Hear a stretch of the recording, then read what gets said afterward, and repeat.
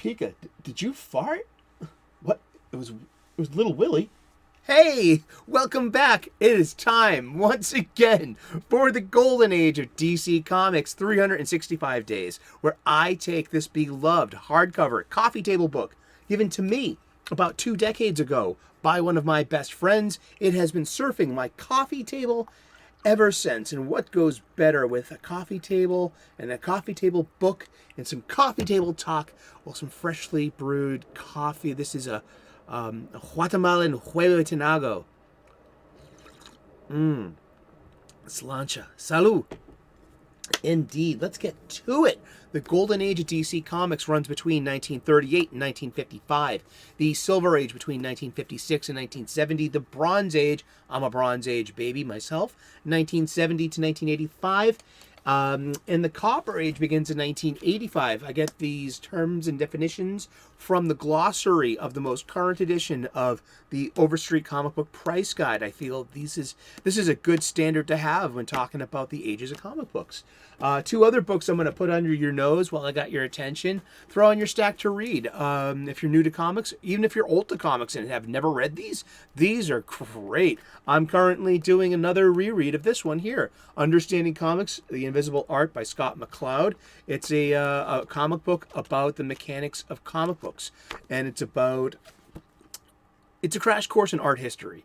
It's basically what it is, and about, in style and in method within this specific subgenre of art and of publication and of storytelling. Oh, it's enriched me as a fan. And this gem, we are on the outside looking in at these comic books. Well, this will give us the insider's view. We're on the inside of the panel looking out. And that is perspective. And this is what it also speaks of, is perspective and action and scale and dynamism and where your point of view is coming from. Literally. Just stuff like this. I mean, our eye sees it, and our eyes know when something doesn't make sense and when something's drawn poorly versus something that's executed very nicely.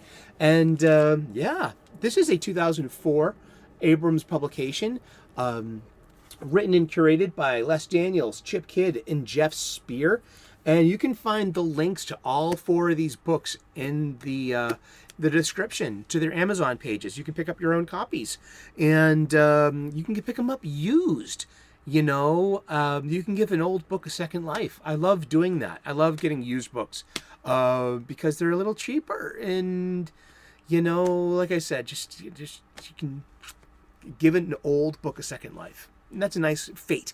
You know what I mean? And I'm giving this book a second life. We're using this book for its intended purpose. We're reading a page a day. Today's date is September the 26th. We're going to open this book up to do today's date. We're going to look at some comic book art of an antediluvian age. We're going to read the blurb, and then we're going to talk about comic books. And we're going to talk about comic books every day for the rest of the year. Let's get to it. I usually throw in something called the escapism caveat. You can find that at the end of the video now.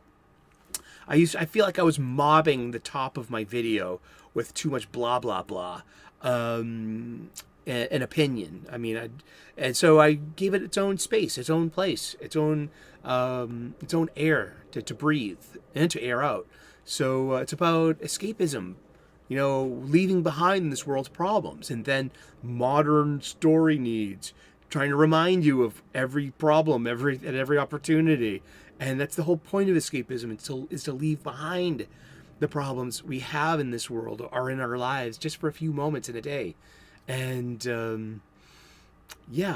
how to balance those two. So leave a comment in that comment section. And I just want to say thank you. I'm blessed that you're here tuning in. You are the most important part of this show. This conversation that we're having right now about comic books. If you love talking about comic books and you have come to the right place at the right time, just keep chiming into those, keep making comments, keep the conversation going. I like to thank everyone that I catch in. Like, once in a while I catch the premiere, and I had 4 people, including myself, in the live chat. I mean, that was me plus 3, and that's just for 10 minutes, and we just my own live chat. That was it's wow. I feel like a real YouTuber now. Awesome. Well, thank you so much. And let's get to it, all right? It is September the 26th. I hope you're having a good day. I hope you're clobbering your problems and not being clobbered by them. Over and out. All right. This is story and art by Joe Simon and Jack the King Kirby from Star Spangled Comics number 29, February of 1944.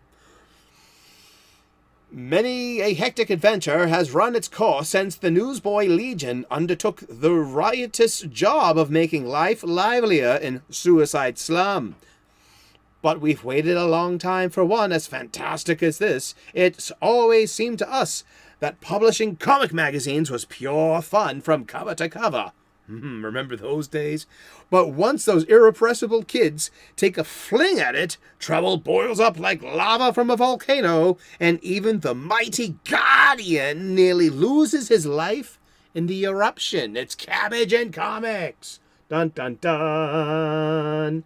We see the Newsboy Legion surrounding the artist there, and there's the Guardian that's behind. He's in yellow and blue with a shield and the helmet. You see that? And then there's the gangster. We know he's a gangster because he's got on a fedora hat and he's got a .45 automatic. Yeah, the only bad guys carry those. Yeah, those are the trappings of the gangster, like visual cues. Seriously. And gangster movies and gangster stories and crime stories were huge. Huge. Yeah, back in that day, yeah. Tough kids from a tough neighborhood, the Newsboy Legion were the brainchildren of Joe Simon and Jack Kirby, the talented team who had simultaneously introduced another kid group, the Boy Commandos. Simon and Kirby arrived at DC in 1942, following after a dispute with their previous publisher over the ownership of the popular superhero Captain America. Captain America.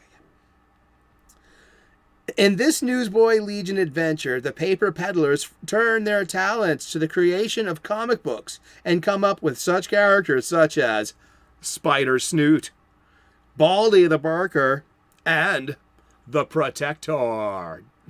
Let's look at that again. We got the Newsboy Legion, and let us read the blurb from the wiki real quick.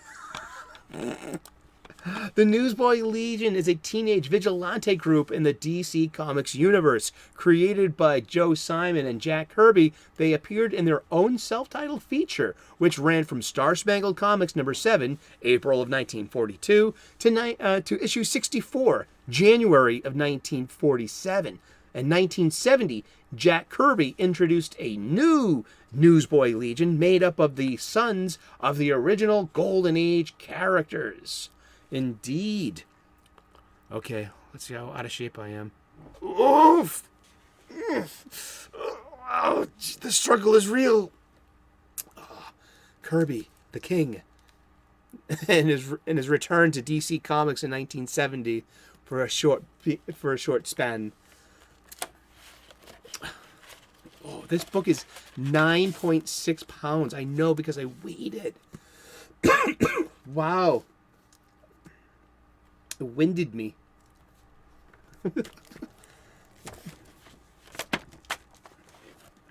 Here they are. The Newsboy Legion version 2. And Kirby got to get his own legacy going. Isn't that cool? Yeah. Wow. Actually, no, I think there's a little bit of dust on this thing. I'm an asthmatic. I'm allergic to dust. Excuse me.